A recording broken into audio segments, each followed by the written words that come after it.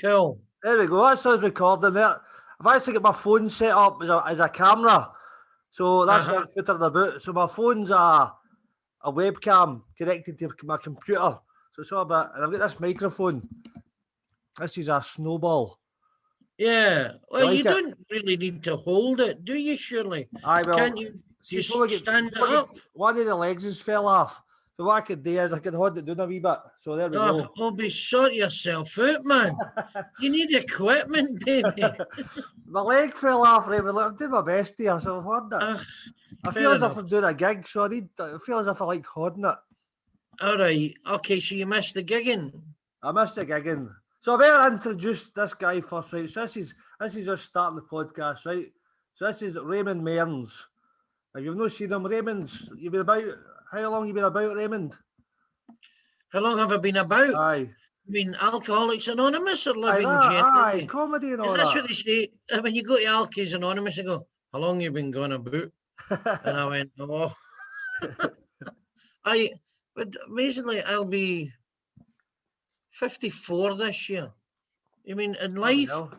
Life and all. Life, 54, comedy. man. It flies in, doesn't it? Well, that's when you're enjoying your life, I've found. Hold on. If you're having a terrible time, aye, it seems longer for you. I think if you're sitting miserable and moaning and saying life's shite, I hate my life, and but because I've had moments like that in my life, no moments, well, certainly felt a week in a jail. So as I kind of, this has been my observation. Very true, mate. So are you quite happy to know, Raymond, I'm taking? I don't know. I think do I seem happy? I think I probably am. You seem all right. I would say I probably am. I think I'm fairly happy and contented, I would imagine. Pretty much, aye. That's good. Glad to hear it. So wait, we'll talk about the comedy, Raymond. When did you start doing comedy? That's what people want. Well, I'm going to tell you. My official start date was January '94. Right. So how many years that was 7. Nearly. Well, no, my official. What happened was in '94, Ed Byrne ran a gig. Ed Byrne ran a gig in Glasgow, the Comedy Cellar, and my first gig for him. Yeah, no. It was underneath. The pub's called Bacchus now. It used to be called Sinatra's. Aye. Nightclub. It was in the basement of that. That was in January of 1994 after I had open heart surgery. I had open heart surgery in November 1993. See, I remember you telling me about the heart surgery. I didn't think it was that long ago. Yeah, it was 93. Was it really? I was just turning 26 years old. Holy shit. So and this is true. Aye. Believe it or not, but this is true. So I remember I had one of these. It sounds like a fucking movie, you know. It sounds like some fucking mad inspirational movie. And I'm lying in the slab the night before you have heart surgery. They shave your chest. Aye. Because they saw your sternum and pull it open. Aye. And cut you open to get the old fucking ticker. And I remember lying on the bed thinking, if I wake up tomorrow, I'm going to go and be a comedian, which sounds like a pile of fucking wank. But that's what I say. I'm going to go for it. I'm going to go and be a comedian. And I'd actually had a gig booked on the 4th of December, the 5th of December. But the heart operation was on the 26th of November. So I wasn't really going to make it. It was 9 days after open heart surgery. And it's a big thing even for a young guy. It takes a wee while to get slightly better. And when I turned up in the January, I hadn't phoned then or anything. Nobody really had mobile phones in the days either. And I remember I went into Ed and I says at the end of January or whenever it was, I can't remember the exact date. He says, "Where the fuck were you? You're supposed to be here in fucking December." I went, "Sorry, I was in the hospital having open heart surgery. I couldn't make it." I mean, that's the biggest pile of shite I've ever heard. And my scar had scabbed up because it got a bit infected. And it looked pretty horrible. And I went, "Then it's there, you cunt," and punked my shirt off. And he went, "Fuck me." And John Paul Leach and Fort Kieran were sitting there at the same time. They went, Who fucking was hell. John Paul Leach? I remember, I know Ford Kiernan, obviously. John Paul Leach was the partner of Ford Kiernan prior to becoming Greg Hemphill. Aye. You see, John Paul Leach, they were called Kiernan and Leach. Right. And they got signed to Richard Bucknell Management, who was Miles Jupp's manager for I don't know if he still is, but Bucknell's big time down in London. A lot of big acts. Sue Perkins is one of his as well, and they had signed to Bucknell. But John Paul Leach was a hospital consultant. He was a doctor, wasn't he, or a surgeon in the daytime. I remember. So they started. So they had the big time pretty much. But Leachy went, fuck's sake, Ford, it's all right for you. You're just a fat stoner. Aye. But I've got a life and I can't get the doctoring. So Leachy. Sorry? So he could have had the choice at like, the professional career as a doctor or at the comedy thing, so he just went for the surgery stuff. Well, I don't believe it necessarily would have. So this is the presumption is that Kiernan and Leach would have been on to have the success that Kiernan and Hemphill had. And I don't know that that's true because I think there's a whole different dynamic there, a whole different thing. I think they might have got a bit of a turn, but Ford's always been very driven, very, very, very driven. That's the way he is. He'll fucking walk out the top of you. What, in a good way or a bad way? No, no in a bad way. Just nothing personal. Ford is very, very driven. Work ethic kind of way. Just very driven. Ford needed to do that thing. He always had to do that. I mean, I've known him for years. I don't know him terribly well. But he'd always been very, very driven. He'd always been very focused. You know, he was a very salesman-like. Did have a good work ethic. Clearly, when you can't have that success without it. Because he must have done some amount of writing as well over the years, the two of them. My understanding is, looking back and, you know, having conversation with him and being in company with him, absolutely. They used to talk about it. I remember John Paul Leach saying, I'll come up to your house on every Tuesday or something. And Ford would have a joint and he'd make Dairy Lee and toast and stuff. And Big Leachy wasn't a stoner or anything. And they would sit and write. And it seemed to work. It worked. Good. But Leachy went and Ford needed somebody else. And curious enough, Greg was in a group with Rab Christie called the Trio Brothers Troupe. What were they called? The Trio Brothers Troupe. Were they on the Funny Farm years ago? I don't know. I was a bit before my time. I was quite young then. I know. I just remember all clips. They might have been. But they were. I don't know. Rab and Greg. I don't know. They seemed to. They got a bit of success and then seemed to just be kind of playing at it a wee bit. They didn't look to me as if they were really, really serious. But Rab's now the head of the comedy unit, which is fucking phenomenal. And Greg ran about him and he and Ford. They went and the rest was history for they two. They done all right, didn't they? Done very well, What about Ed Byrne? What was he like back in the day? He done all right for himself as well, didn't he? Funny as fuck. Unbelievable compare. Funniest fucking thing you ever heard. Amazing. Every Thursday night, he ran that gig. He ran it for about 18 months. Every single every Wednesday night, every week, every Wednesday night. Because I remember watching the European Cup final in 1995 when Ajax won it upstairs during the gig, and he was fucking phenomenal. Free as a bird, beautiful, just. Fucking glimpse of heaven. Who else was about then, Raymond? Well, the headliners in these days were Stu Hu, Bruce Morton, Parrott, Kiernan and Leach, Alan Tyler, who's now high up in the BBC. Did I say Fred Macaulay? All these guys. They were all the headliners when I started out. Right, so and I met people like Ian Cognito came up and Sean Mio and Dave Gorman, I remember, did a gig and just was loads of people. Jerry Sadowitz?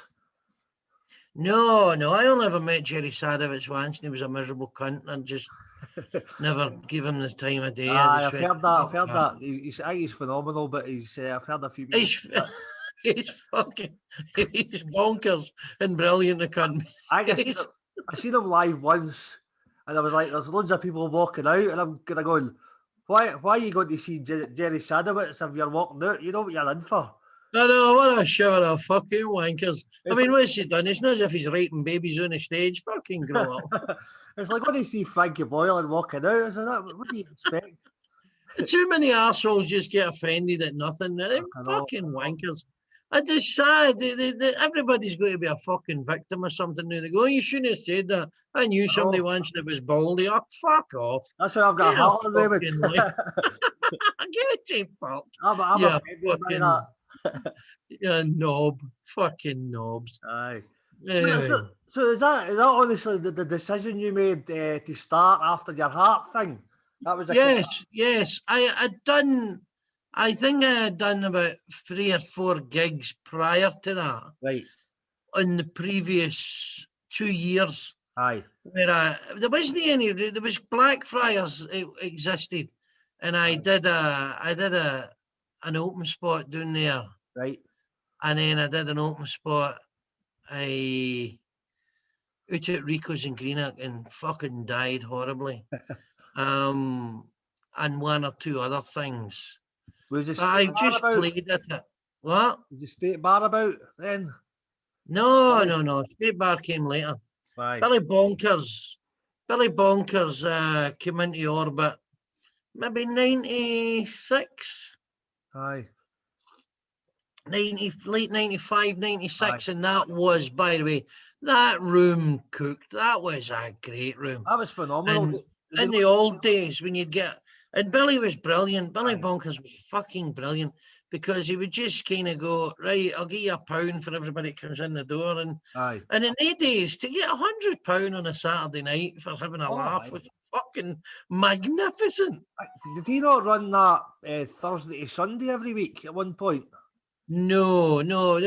He ran a gig in the Holt Bar on a Thursday, I think. Down in the Holt Bar, and it was great as well. Aye. Did Billy Bonkers run one in there? Because I know that guy Malky ran one in there years later. I'm afraid I don't know Malky, but I found a cassette tape. Right. I came across it the other day, and it was me in the Holt Bar in fucking 96 or something. Yeah. Fucking hell, man. And it was fucking garbage.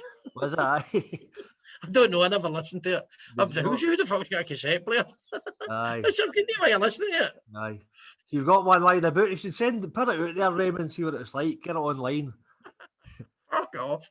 I'll be right. I've got like loads of video for my tour about 15 years ago. Aye. Because you've not got much online, wee mini DV tapes and all that. And I've got mini discs. I remember I recorded everything on mini disc about. Just audio. Well, it was mini disc. You see wee gold things you put on a mini disc player, and you need a fucking firewire and all that shit. And you say to kids now that know about audio stuff, and I go, I've got many DV tapes and many discs. You go, what's that? I never heard it. They don't know what it is. They don't got a fucking clue. It's as if I'm showing them the carrier pigeon, the cunts. I know you just stick everything on your phone these days, don't you? You do, actually. You do. But I started out in the old days. I know, fucking 30 years ago, nearly, Raymond. 26. Well, it was more or less 27 years this year, wasn't it? Aye, fucking hell. Aye. 27 years. Aye. So what have you been doing the last year, right? Have you done much the last year since this all lockdown stuff? No, I haven't. I've done the odd stream from the stand on a Saturday night, which is lovely. It's nice that the stand feel I can do a turn for them. Aye. I've been doing a couple of things for Fife theatres, the On Fife people, recently this year. But I'll be honest with you, Annie and I are living the dream. I'm such a miserable antisocial cunt. Lockdown's not been any different for me. You've been quite happy when I stuck. Perfectly happy, yeah, perfectly happy. I'm not afraid in my own company, and Annie and I, we do things together, and it's just nice. I'm very, very, very fortunate. I think a lot Annie and I got a nice wee thing going. We're really happy. That's good. I think a lot of people have kind of enjoyed the break a wee bit for doing gigs. Well, you know, I don't know. I personally, thankfully, some would argue otherwise, but I don't feel I need to fucking practice. I think once you're good at this, you're good at this. I think I've always said that stand-up is an experience thing and a confidence trick. You don't suddenly become good at something that you've done for 20 years and then in 25 years and take a year off and go, I forget how to do this. That's fucking nonsense. No, I think the reasons why you do it are a big part of it. I think if you do it so that if you do comedy so that beautiful women will suck your toes, or because you're an egotistical fucking megalomaniac, then I could see why you would miss it. But that's not why I do it. I do it because I was getting a fucking wonderful living at it, and it was incredibly enjoyable to be paid good money to give somebody a fucking severe ass ripping. Yes. I miss it a wee bit, but I've kind of enjoyed the break. I'm looking forward to getting back to it at some point. Hopefully, the next few months. It'll come back. I mean, by June, July, we'll be doing gigs. We'll be doing live gigs in front of audiences. And it's only a matter of time before people just go from tentative to just we're back, and this fucking thing it's going to take another good few months, but the transmission rate is going to fall as we build up eventually herd immunity through things like people that have had it and people that have been vaccinated and all that. But I think we're not out the woods. I think it's going to go around the world again for another. I think we're not out the woods for at least another 9 months. You think so? I think so. But we here in the United Kingdom having we are fast approaching personally here herd immunity, but that doesn't mean that we can't carry it. We can carry it and infect some other poor bastard. You could be immunised, but you could carry this. Because Australia's doing really well, because I was talking to Dan and he's just done the 3 festivals. Done Perth, Adelaide and Melbourne. They just shut the fucking borders and that was it. The problem is though, they can't open up again realistically until it's dead and buried in Asia, until it's away. So they're going to be, sure, it's okay if you live in Australia and you don't need to go anywhere, fine. But if you want to leave, you're not going to leave the country. I mean, why, if you lived in Australia, why the fuck would you want to leave? I'm dying to get to Australia. I know, it's the winter. I can see why you want to get the fuck out of Scotland. It's the 5th of May the day and it was sleet and snow and every fucking thing. The sun's shining now. I was out for a beer on Saturday and 2 I was sitting freezing outside a pub. Baltic. Fuck that. I am not interested in that. Fuck that. I was like £6 each because it was an Italian place. I think it was like £5. I was sitting there going, this is fucking brilliant, this. Annie and I went through to Edinburgh on Sunday. And we went to, you know where the Beehive is? There's a wee French place after the White Hart, and then there's a couple of Italian places. We went to the Italian place up in the corner where the steps are.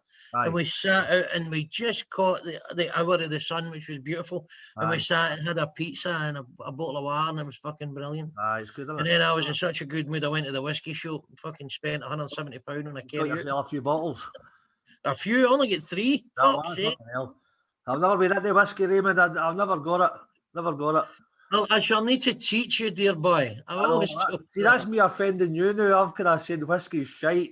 No, I don't give a fuck. You think whiskey's shite, I don't give a fuck. If you think I'm shite, I don't give a fuck. Nothing if you up my nose. I personally think you're wrong, and you're quite entitled to your opinion. So fucking jog on. You don't think you're going to live rent-free in my head, you cunt. Forget it. Exactly. Yeah, I don't give two fucks what anybody thinks. They're entitled to their opinion. I think there's too many people that do, isn't there? Well, sure. I mean, we've all got our own ideas about how people should live their life and what they should do. But you know what? I love people that just kind of go, yeah, is that what you think? Well, fucking best of British, I can't. I'm going to do what I do anyway. It's like you.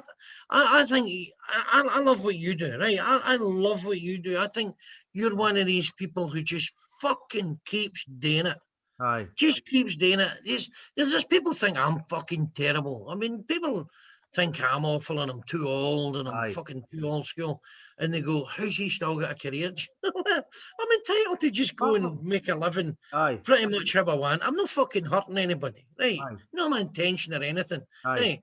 And you're the same. You're just dogged and determined and you just want to be a fucking comedian and do your thing and see if somebody doesn't like you. You know what? Well, go and fucking come and see me. Get yourself to fuck. Block me on Facebook. I don't care. You know, just fuck off. I don't care what anybody thinks. I don't give a fuck what anybody thinks. See, when you started, Raymond, I found this when I started. I don't give a fuck now, but see, when I started, I was like doing Viv's course, right? And you were actually the first compere that done the course. I think I thought I was good, but I probably died my hole. In my head, I probably thought I was a man, but I probably died. And but I remember when I was doing that workshop, I think it was like 8 weeks or something, and I kept going away to this course, and my mum and dad didn't know where I was going. They're like, where are you going on this Thursday night? I went, I've got stuff on. I wouldn't tell them. So I ended up doing my first gig, and it was a few months later. I'd done a few gigs before I actually came out. So it was like coming out as a comedian. I was like, you're a closet comedian. I've been trying to make people laugh. I've been out dying in my hole all over Glasgow. It was kind of embarrassing because I don't know if it's a Scottish thing where you want to do something that's different. Do you know? I know what you mean. You know, you're kind of afraid that you're kind of afraid of censure, aren't you? You're afraid of somebody saying. My father would always say stuff like, your head's full of fucking broken bottles, son. Do you know what I mean? You're full of dreams and all that, you're delusional, all that kind of shit. I'd say I remember reading about a guy, Cus D'Amato was the guy who trained Mike Tyson. And he also trained Floyd Patterson, who was the youngest heavyweight champion prior to Tyson. And Cus D'Amato says, if you take away a man's dreams, you might as well take away his oxygen. You've got to dream. It's a beautiful, wonderful world. You've got to be able to dream. Oh, totally, man. I remember, I don't know if an older generation thing, like fucking like your parents and all that. And I remember just specifically like a few years, like 8 years ago or something, I was going to Melbourne. Remember I went to Melbourne and I was skint because I just left a warehouse job a few months later. I was totally skint. But I'd booked up Melbourne and I didn't have a job. I was on the dole and all that. And I was like, fuck, I've got to get $2,000 together or something like that to get to Australia. And I was working like fuck. And I went for a job in the sausage skin factory in Moodiesburn, the Devereux. Skins, right. So I was going to go. I'll work there for a few months, good money. And I remember saying to my dad, I went, right, Dad, I'm going for a job in the Devereux to kind of get money together to go to Australia. And he got all excited. He went, well, get yourself in there. That's a job for life. And fuck off. And I was like, you don't get it. You don't understand, man. Your dad's from a different generation. Absolutely. You need to work. You need a job. You and I both know this. You need to pay your way, pay your rent. And I tell you what, they say money's no everything, and it's true, it isn't, right? It's how you feel and think. But try living in a world with no money. It's fucking miserable, right? End of story. You can't even afford broadband to talk shite on the internet. I've been there. So you need to work. Now, the trick is, I think, to be able to make money doing something you love, and then to make a gazillion fucking pound. Something you love. That's really living. But crazy. You know, they're the steps. The thing is, if people say though, your fucking head's full of broken bottles, the cunt's not funny, you're a fanny, right? Taxi for a fanny, you know, that sort of stuff. It's just some people they're begrudgers, right? And they're a bit scared that they would really like to do something. All my life I've met people. I used to have a boss. I went into his office one day and there's a guitar sitting there, and I went, and it was a sales job, right? And I was good at sales, but I fucking hated it, right? It's fucking murder. It's a hard gig, right? And I went, I didn't know you played the guitar. And he went, do I went to drama school. The guy went to drama school. I says, were you telling me you wanted to be like an actor? He says, absolutely. He says, what the fuck are you doing here sitting in your 50s? You're a fucking maniac when you wanted to be an actor. To me, that's a waste of life. Right. And then I remember another sales director. He was a cunt to me. He and I just didn't get on at all. But in a moment of vulnerability, he sort of he asked me about, I'd done a gig or some fucking thing. I don't know what it was, or I'd done a telly thing. And he went, were you on the telly? I went, yeah, I done a telly. I can't remember. It was something like that. I must have done something on the telly. No, it was years before. Right. It was early noughties. It was 2001 or something. And he says, that's great. I went, tell me a bit about it. And then he went, do you know all I ever wanted to be was a photographer? Well, buy a camera, you fucking cunt. You know what I mean? I find this staggering. I'll tell you a quick story, right? I was, I went to uni, I went to uni and all that, the same as you. I was quite good at maths and physics. Degree, isn't it? So there was one of my pals years ago had a father-in-law, had a girlfriend at the time, his dad, her dad was a lecturer. He used to go drinking with him, right? It was a good laugh. We used to go beviing with this old guy, right? He's not 20-year older than us, but we used to go, a good pal, still good mates from now. But it was a few months, maybe a few years ago in the local pub. Hadn't seen him for a while. And he was like, how you doing, Obi? How you getting on? I went, I'm doing all right. I says, I'm doing gigs. I've been to Germany and all that. I've done all this. And I was telling him all the stuff I was doing. He says, you earning a fortune? I'm doing all right. I'm not earning a fortune. He went, because he when I was at uni, he knew I was good at maths. He was quite excited. This guy's good at maths and physics and all that. And what he said was, I was telling him about all these gigs and doing what I love. And he went, that's a shame. You could have been something. That's what he said. I was like, so fucking, I'd be doing my engineering. You could have been something. Aye, that's what he said. Like, I'm doing what I love, what I wanted to be all my life. And he went, you could have been something. Oh, fuck off, you dick. Do you know what? But I don't know. You see, people think we're fucking infants or something. Aye. I think people think, they go, why the fuck, when you've got a gig in the sausage factory, right? Why the fuck, when you've got a job for life? And I got a knockback for the sausage factory. They give me a knockback. Yeah, why would you throw that away and go and live haphazardly? Live, hand to mouth, month to month, on gigs. You don't know where you're going to be the following year. Aye. It's just, well, but you don't know anyway. So, aye. But because it's exciting. I'm of the view, it's my personal view, there's no such thing as a job for life, right? No, as a fuck. And that scares the shit out of me. See the 3 words, job for life. Job for life. That happens to shiters right up me. They're like, oh, you could get in here, you could be in there for 40 years, son. Fucking sweating and that. Holy shit. The day they gave me a permanent job, I'm honing my notice in. Fuck you. Aye. Work hard. See the idea of I'm be lucky. I've not had to hand in a holiday form for a long time. They're just gonna get in grovelly a manager. I want to go away 2 weeks in July to Magaluf with my pals, any chance. And if he doesn't like you, you're not going. And you're working a year just for that 2 weeks. Some people are just trapped in that old master-servant mentality still.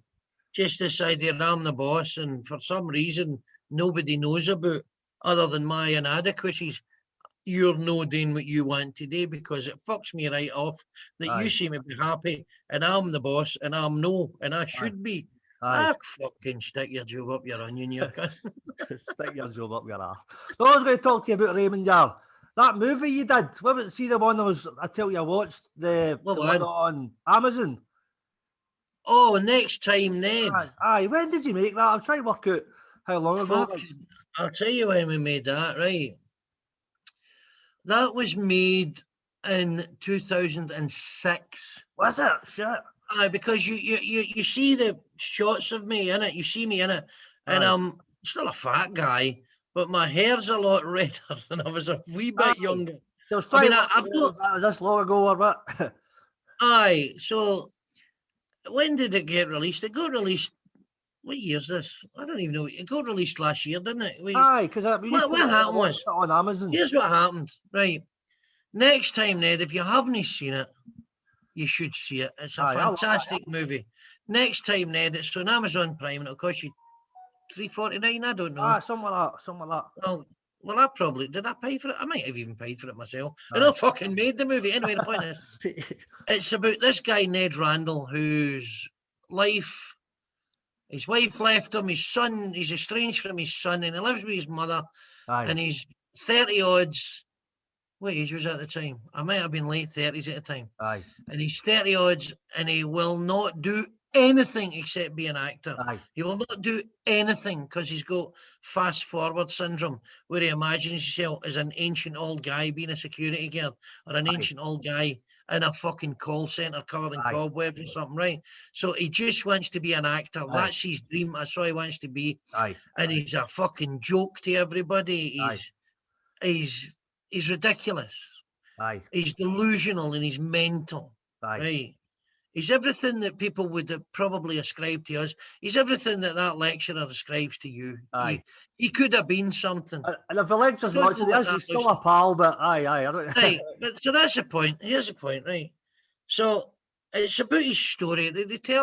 We tell Ned's story, and you know his journey. I mean, I don't want to get anybody, but I want people to watch it. I think it's a really good film. I think it's good. I think it hits an emotional mark. If you put it on with the subtitles on, it's fucking hilarious because the subtitles are a bit dodgy, right? And he reaches his own. The character, we change him. It's wonderful. The thing cost £8,000 to make, right? It cost £8,000 to make. That, I know, Raymond. Yes, what happened was the guy who directed it, Thomas McHugh, used to be at the Royal Scottish Academy, and he was doing his graduation short, right? And I came in to audition for this, and he went, "Fuck, you're Ned." So he must have seen me, and he went, "You're a middle-aged, deluded fanny, right?"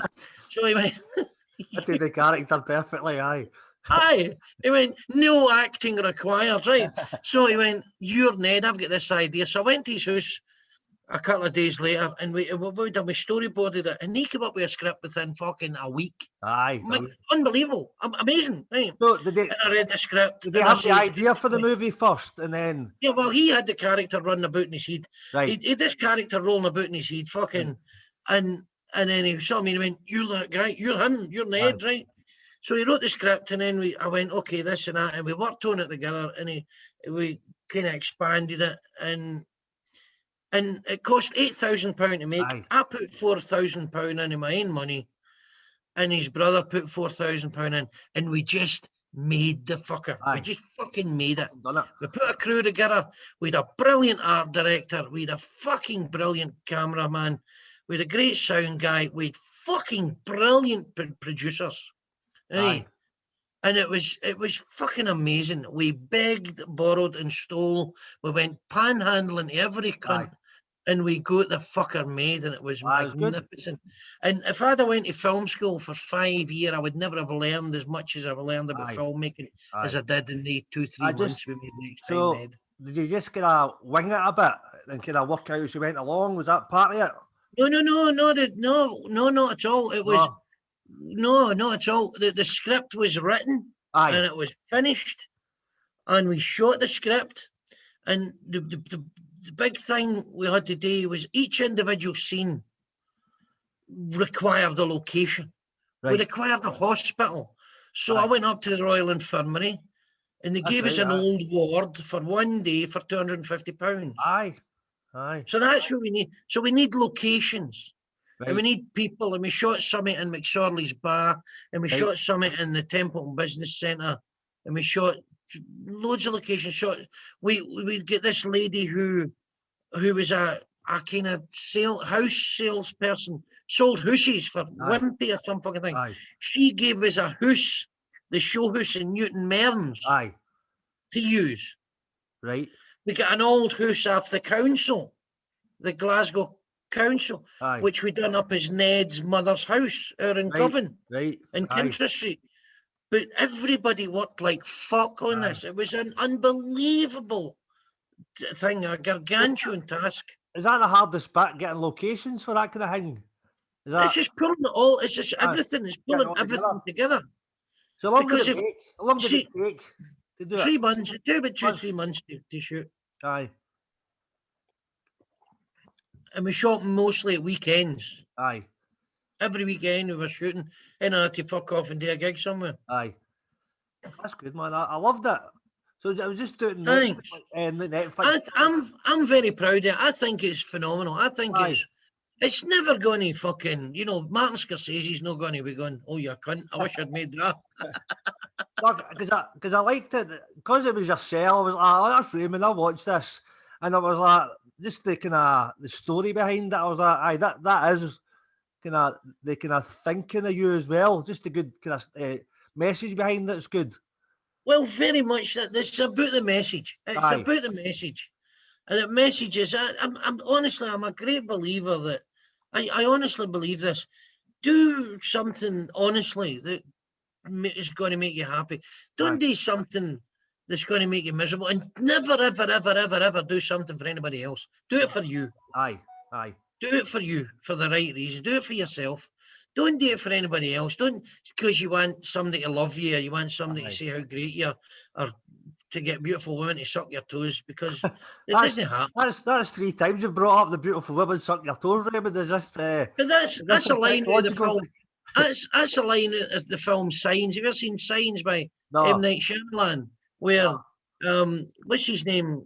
Joaquin Phoenix is in the army recruiting office. And Joaquin Phoenix back in the day was a great baseball player, and he says, hey, you're that guy that hit the homer. Why aren't you in the big league having beautiful women suck your toes? Brilliant, aye. So it's a line for that. I totally agree with that. I think see when you're doing stand up like yourself or me, that kind of works with that. If you're doing it trying to please the audience. Well, there's a balance in that. You are. No, it's important. You because we make the film so that people will enjoy it and watch it. But we're doing it pretty much to get our own message across about how worthwhile it is. So you're sharing. That's not the same thing. You're sharing something. That's what I mean. It's like if somebody comes into my house and fits a kitchen, they're doing that for me. Because I'm paying them, but they're sharing their skills. But the fact that he's a great joiner, a great kitchen fitter, I would hope he's doing for himself. Do you know what I mean? There's a difference. We are here.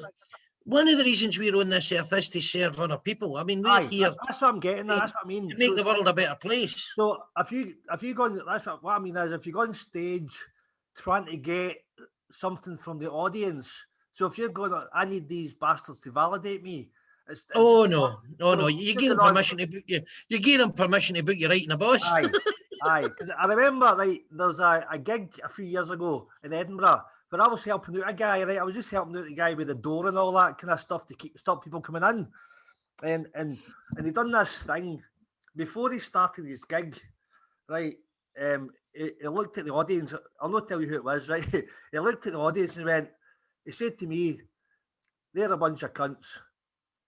Right, that's what he said. This is ridiculous. I didn't think it was his attitude. It was crazy. Exactly. So he went on stage, done his hour. How do you think it went? I bet they were a bunch of cunts because he was a fucking cunt. Because he's sending out signals which are just all right. He died his hole, and I knew he was going to die his hole because he went on with that attitude. His attitude's horrible. And by the way, his words are one thing and his voice modulation, but all of his non-verbals would have gave him right away. His attitude to his audience stinks. That is fucking absolutely appalling. That's like getting into the chip shop and the guy just doing a big jobby in your fixed supper. That's fucking wrong. Dude, get a minute. He never even dipped it in batter. Just straight. I know. Because I try to go on stage with attitude. how can I give whoever's there, it doesn't matter if it's a big crowd or a wee crowd, how can I give them the best night of their life? No, I think you do that. I've watched you on stage, and I think you exude a tremendous joy in that moment. There's something very likeable about you. Aye, that's because I'm enjoying it. And I do see comedians not enjoying it. I was like, how can you not? Why are you not enjoying it? I've seen comedians doing a gig and going as if they've been through the motions and they don't really want to be there. So how do you not want to be there? Because this business sometimes does that to you, unfortunately. I get that as well. I get that, but it's all got to do with what you want for it. Aye, John, you've got to want it for a reason. See, if you go on stage and you go, I just need this money, I need this fucking 200 quid, or I need this money, and these cunts better laugh because they're an impediment to my happiness. If you're thinking like that, you know what happens is this business retires you. Aye. You don't retire for it. It retires you. Aye. This business euthanizes comedians. I know, I've seen it happening. I've seen like get really good acts. They maybe go through a stage where they're not enjoying it. They could get it's like going to the warehouse. They could I can see them like going to a gig the way I used to go to the warehouse job. It was like that. Kind of going, they're not enjoying it. Yeah, and that's sad. The focus has shifted. The focus is. Oh, that's all. It's a slight shifter. It's an attitude, yeah. I've probably done it a few times myself. I've not really been bothered, but then you realise, all right, the focus is different. Absolutely. Aye. Because I done a gig for the Glee Club last year, right? So they started booking me, but then my first gig get cancelled because of the whole COVID thing. Yeah, that's a shame. So I remember when I went for the first gig, I done my 10 minutes just to they seen me. And I remember thinking for a wee bit, shit, I need to impress the promoters and all that. But then before it went, no, I said, stop thinking like that. I'm doing it for the audience. Forget these things. Just enjoy the moment. Audience, it doesn't matter. I don't care if I get gigs with them or not. And then it went well because of that. Because I just took that in my mind. I'm doing it for the crowd. Yeah.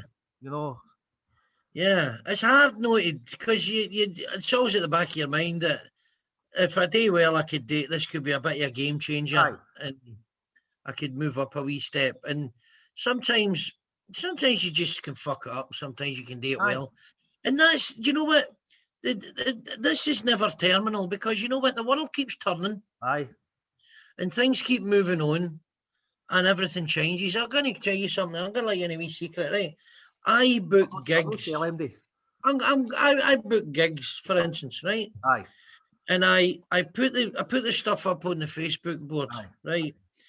And what happens is, you'd be amazed sometimes how few people apply for them. Now, either that's maybe because they're busy already on those dates, or either it's because, and I've spoken to one or two people about this, because you think, I'm not applying for that. That cunt never books me. I'm going to tell you right now, there is only 2 people on this entire planet I would never book. 2 people. I'm not telling you who they are. You tell me later. If you check my bills I put together, you'll still never find it. Everybody else, I would absolutely book. If they applied and in the right spot I felt, I would give them the job. I don't do anything against anybody in this business apart from there's 2 people, and it's just because I think they're fucking loathsome individuals, and I don't even want to be in the same fucking country as them. They're horrible people. Fair enough. That's a good way to be, though. Yeah. Everybody else, book anybody. No problem. I'm probably a bit like that myself, because I see gigs and I'm kind of thinking there's going to be like 100 people applying for that. See, if you don't apply, you're definitely not going to get it. If you apply, you're probably not going to get it. But you know what? You'd be amazed how many people think like that. And you know what? There isn't 100 people applying. I've had situations where I've tried to book gigs and I've only maybe 6 to choose for. And 1 or 2 of them I've had before, or I've just kind of went, they're maybe not right for it. And in my mind, I'm telling you, put in for everything. That's good advice. Everything. Put in for everything. I found that myself. See, I've ran the occasional gig, and even them, I don't get that many people applying. I'm kind of going, what's happening? So it must be the same thing. Yeah, they think that kid's not going to book me, or whatever. Interesting.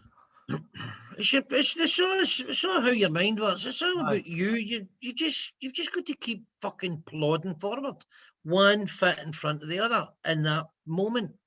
That's how I've always done it. I've never thought I've been any great shakes as a comic or anything. I never ever thought I would ever get a living at it. But before the COVID, I got a living at this for 17 years. Fucking amazing. So what do you think is going to happen with the festival and all that this year, Raymond? Are you up for it or? Well, that's a good question. I'm still see if I can get the chance to maybe do a room with 20, 30 people a night and do a bucket shop. Yeah, I would do it. So that's what I'm hoping. If I could get the room maybe and do, I could probably sell 20 tickets a night through the Fringe office. And if you could charge 10 quid, fine. That would make it worth your while. Because I'm feeling optimistic about something. I don't think it'll be the same because guys like Dan Willis aren't they coming over because he's coming for Australia, and there'll be a lot of guys from overseas who think it's too much a risk. The guys are because they're not going to make any money to make it worth your while. They need to make a certain number. We don't have that issue. Maybe we're not flying to Perth in January, but my personal view is that I would say it's less likely I'll do the Fringe this year than it's likely. I would say it's 60-40. So just wait. I'm expecting not to do it. Well, I'm hoping for it. So I'm kind of one of these optimistic guys. So I'll wait and see what happens. Yeah, you see, that's that delusion that drives us, Obi. Delusional comedians. You got to be a wee bit delusional, haven't you? You got to be. I agree. No, by the way, I think you have to be. But I've got jobs in this business I should never have got in my life. Should never have got. I've had actors come up to me. Be fucking pissed right off that I got jobs. I got a job once in a Ken Loach movie. I done 2 movies with Ken Loach. Serious Second Ken Loach movie. I ended up doing a radio show with a couple of actors, and 2 of them very well known actors. One of them was in River City, and he was fucking fuming that I had just completed a Ken Loach movie. He says, "This is what fucking gets in my tits. Cunts like you're not even an actor." And I told him, "Go and fuck yourself." And I said, "I'll tell you what, you swap with me, you go and do all my Christmas shows at Jongleurs, and I'll go and do your part in River City, and I'll bet you any fucking money you'll die in your hole the first night." And people will go, "Fuck's sake, he's a lot better, that actor." But I mean, that's just bitterness. Don't be bitter. So you think the acting's just the same as the comedy world sometimes with a bit of bitterness? It's because it's dog eat dog. I mean, it's the same thing. I mean, in fact, I don't think the comedy world is as bad as the acting world. Really?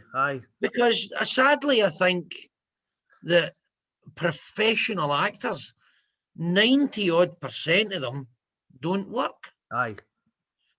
Somebody said 93% of actors don't work any one time. I mean, fuck that. It must be tough. Oh, if I was a full-time actor, I don't think I could be. There's no that thing I do at all. But I've had jobs I should never have got in a million years because I'm a mad deluded cunt, and I would just phone up casting directors, and I'd go and do this thing and do that thing, and I'd go and meet people, and I've seen people laugh at me and think I'm mental. Right? I've seen them. And, I've seen them, and they go, "For fuck's sake," and I just go, "I fucked this up." Fine. You know what? It's absurd. You wake up the next morning and it's a new day. You don't know what the tide's going to bring in. All right, it might bring in jobbies and condoms. It might bring in good stuff and all. But you'll find that sometimes when you get people like that, like you kind of go for things, there's certain people that love it when you don't get it. But when you do get it, they won't say a word. And they're kind of like that. But again, that's just this begrudger thing. Let's see, be honest, right? See if you're like that. You need to have a look at yourself, because I'll tell you something. See the person who, supposing you say, "I'm glad that cunt never got that. He's a fucking dick and he's that." That's like drinking poison and waiting for that to kill the other guy. That's fucking crazy. And this is just brilliant. Is you're living rent free in that cunt's fucking head. Exactly. Fucking spanner. Aye, exactly. So what have you got planned, Raymond? Have you got anything lined up? Obviously no, but nothing. No. Everything kind of blows over. No, do you know what? The gigs will come back, and when they come back, I'll do a few, and I'll send out a few emails maybe and see if anything's doing.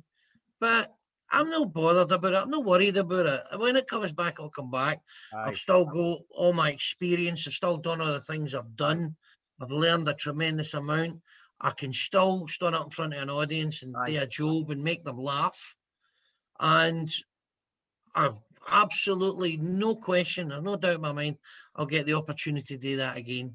Cool, man. Cool. When I do it, I'll just get stuck right into it the way I always did. Aye. So it's last year, you've had a couple of jobs, haven't you? Because I worked with you for a wee bit. When the warehouse job, let's go talk about that. Well, you got me the gig in the co-op warehouse. I lasted 7 weeks. First gig I ever got, Raymond. I lasted 7 weeks before my leg went. I'd done my ankle and that was hard. That's hard. You know, and I'm a wee bit fucking flabby and unfit these days. Well, I have been all my life. So, and what I did though, I've been working up in Raymond Mears Hospital in the stores for the last 11 months. Is that 11 months already? Aye, so I left the co-op last June and ended up getting up to Raymond Mears. I'm coming up for a year there next month. So how's that? Is it all right? It's great. Brilliant people work up there. And it's the NHS. I've been doing all the PPE and the COVID tests and all that and sending them out to other places in Lanarkshire. Oh, excellent. So you're doing good for it. You're a key worker now, Raymond. I just try to do my best and try and make sure if people need stuff to get it and try not to, try not to fuck things up. Just try to do the best I can. There's a lot of detail and all that and a lot of things have to be done a certain way, and the health service is such a big organisation and you can't be too cavalier with it. You know, it's public money, so just try my best and succeeding, you know. Good man. I think I'll be there for a couple of months yet, maybe, and then hopefully the gigs will come back. If I get a chance to do the festival, I'll be saying tatty bye to the I'm hoping it'll happen, but we'll wait and see. You just got to take it as it comes in, haven't you? Aye. No, there was a couple of things, a couple of questions. I put on Facebook of MD. A couple of questions? Aye, no, just wee ones. It was just, I only get two, I think. I get those three, but one was just a bit whingy, so I didn't bother. It was like, so wee Rona was asking, what do you think the circuit's like now compared to back in the day, after like the 90s? Well, from what I read, it's full of rapists. Well, maybe it was full of them back then and all, but there wasn't the internet. I don't know. I've never been touched up personally, but I don't know. I don't know. How's it changed? There was nowhere to play when I started. Aye. There was a wee Sunday night gig and a wee Wednesday night gig, and that was it. And there was no big clubs or nothing. The Stand never started till 97, 98. Aye, 99, I think. So, was it? Aye. I tell you what's different. I tell you what's brilliant now. See, if I was starting again now, if I was 26 again, and had all that fucking va-va-voom, I'd be on the internet putting stuff out. I'd be doing what Gary Falls and Gary Meikle do. I think there's a lot more opportunities. You don't see. It depends what you're looking for, but you can do a gig to the world and just put a video online. That's the difference now, I think. So anybody, see, if you want to, there's no barrier to entry to be a comedian. Just be funny, you that cunt. That's it.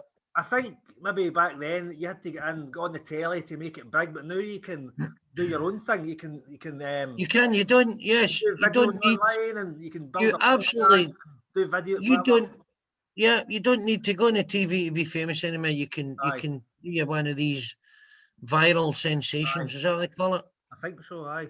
So I was thinking like years ago, it was only like 3 channels on the telly, and that was it. That was the only kind of big exposure there was. Yeah, it's just a history podcast. What is it? Aye. So there was guys like the young ones and all that. They became famous instantly. You know what I mean? But no. Yeah, but if it's fame, but you know, it's really about. It's one thing to become famous, but for its own sake, Billy Connolly's famous because he's the greatest comedian that ever lived. Right. Now, Harold Shipman's famous because he wasn't a very good doctor. No. So it depends how famous and what type of fame you want. At least have a bit of fucking dignity. But then again, as people say, how can he talk about dignity? Look at him. So how's it changed? I have the idea. I think there's more avenues and opportunities. Definitely. I see a lot of people kind of, do you know, find there's people kind of stuck. They don't like, they see the new stuff, like people doing well online. I see a lot of people that don't like it. And I was like, you need to move with the times. There's a lot of kind of... don't like it. Yeah, but it depends on... The reason why I say is if I still had the Vava Voom, if I'd done it when I was 26, and when I was really hungry, and there's a need to establish yourself. I don't really feel that as for my mix of work, I really need to establish myself terribly well. However, at the same time, I'm no anti-internet or anything. I think it's phenomenal. I think I probably should do something. I don't know what that is.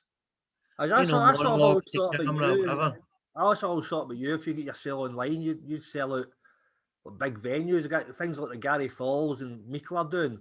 You know, I'm not so sure. I'd need to have something to say. It needs to be real. It needs to be real. You know what Gary and what the two Garys did? That was real. All that eyebrow stuff really struck a chord with people. And he'd observed that for his daughter, which is fucking brilliant. And we Folds, he's maybe a kind of motivational speaker type thing, you know. Whereas I'm too, what's the word I use? I'm a wee bit too cynical. Nobody wants to hear this miserable old cunt.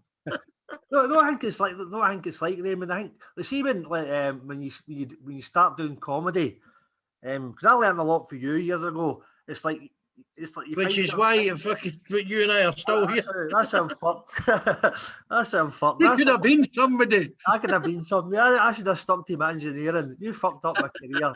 Cheers. So it was a bit like you. It was like when you start doing comedy, you kind of takes you a while to find your voice. You're on stage, so I think it's the same as that. Like Gary, the founder. It's really them. That's why. That's why it resonates. For their online persona and their on stage persona, kind of thing. Finding a different. No. Look, you've kind of got to be real. That's your currency. That's your voice. That's kind of why it works. It's real. It's not contrived. People can smell a fucking rat sometimes. Oh, aye. They can smell a rat. Aye. You know, they know it's really you. It's your thing. It's fucking right out there. It's the filters off, you know. Aye. I think people were drawn towards that. It's like, I think what Janie's doing is magnificent. It's fucking brilliant. What Janie's accomplished in the last couple of years has been fucking magnificent. She's full advantage. And I saw her in work. It's very hard. Well, and a lot of people slag her off and say this, but do you know what? She's absolutely deserves a success. Definitely, aye. So does that answer your question? It does. We Rona Rona was on, asking, Rona Mackenzie Lang. Aye. What other questions? I don't know. Did I have any more? I can't think that was it. You said one was a bit whingy. What do you mean whingy? What are you talking about? Does someone have an issue with me? No, not with you. No, they do. No, what it was, I wasn't going to make. I wasn't going. So Neil McFarlane asked a question as well, and I was like, Neil McFarlane. Aye, and it was, what are you on about? And I went, just to ask him, I know what you're talking about. I was like, and he's like, ask Raymond why he treated me like a cunt for 20 years. They said, I was like, what are you on about? Is it? I have treated him like a cunt for 20 years. I know. I haven't. I know, but there was an episode. I think there was some episode. He was saying in a humorous face. He said there was 20 years ago. Right. 20 years ago or thereabouts. To my eternal shame, and he wasn't being cunty. I mean, I apologised for this. But I think that's just what he's talking about. I don't know. The sad thing, we were all sitting at fucking Sandy Nelson's housewarming party. And we're all fucking steaming. And I'm sitting there fucking just a big fat fucking boorish drunk. And I apologise for this because it was fucking out of order. I just gave him a bit of an arse ripping in front of an audience. It was fucking shameful. I'm so ashamed. And I'm pretty sure I have apologised to Neil for this. On more than one occasion, but I've apologised. I'm not going to roll about in the fucking mud, but I'm going to tell you kind of how it came about. This is the sad thing. I'm going to tell you something about me that not a lot of people know. In those years, way back in the early noughties, it was before I even went pro, I think. I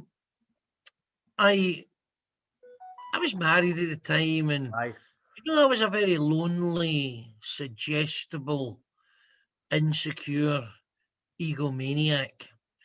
And the sad thing is, there are people in this business who see that in you. And when they do, they take advantage of that. And there's some people in this business who can be quite malignant.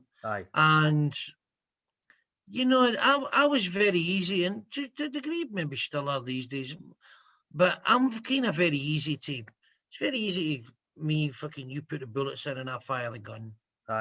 You know, so I was a very lonely, kind of suggestive sort of person in the days. Although I hid it very well. Nobody had any idea. What do you mean suggestible? As in you get pissed quite easy, or? No. You just get yourself in situations. Have you ever found yourself in a situation where you just kind of go with the mob, you know, and you fucking... Yeah, because you're a wee bit lonely. You might be part of the gang. You might be seen to be... And it was of its time. And some people would do something like that and never see it and still keep doing it. I look back on it and I go, well, I can't change it. You know, I can't deny it. And I accept it 100%. And it was cruel, actually. It was wrong what I did to you. I don't know why you brought it up. Because obviously you got on well with Neil. I think you just brought it up because I think I do. I would like to think I got on well with him. Because I certainly have... You messaged me after it went. I'm only kidding on about that, by the way. It was banter. I thought, let me go on the podcast and cause a riot. Because honestly, I think, genuinely, if I honestly did think I'd truly hurted or offended somebody, it would mortify me. He's been in counselling. That surprises people. He's been in therapy for the last 20 years because of that. Oh, was he? All right. Well, he's got the money for it. Fuck him. The rich cunt. So there you go. Let's answer that mad question. I don't know why he was asking that. I don't know. That was it. That was all the questions, I think, anyway. So brilliant. It's been a pleasure, Raymond. It's good to see you. And I'll need to get a bevy at some point when the pubs are open. We will need to go for a pint. Either outdoors in a magnificent sunny day. Or indoors in a nice pub. Hopefully the Beehive at the end of a successful trip. Hopefully. That's the plan anyway. Brilliant. All right, Raymond. It's been a pleasure. I don't know how long that was, but that seems about an hour anyway, doesn't it? That was about an hour and 10 or something. That's cool. And I'm going to catch the second half of the Real Madrid-Chelsea game. Right, Raymond. It's been good to see you, pal. Hopefully see you soon in the real world. Keep doing what you're doing, baby. See you later on, my man. See you later. Bye. I need to move this to find the record button to switch it off now. There we go.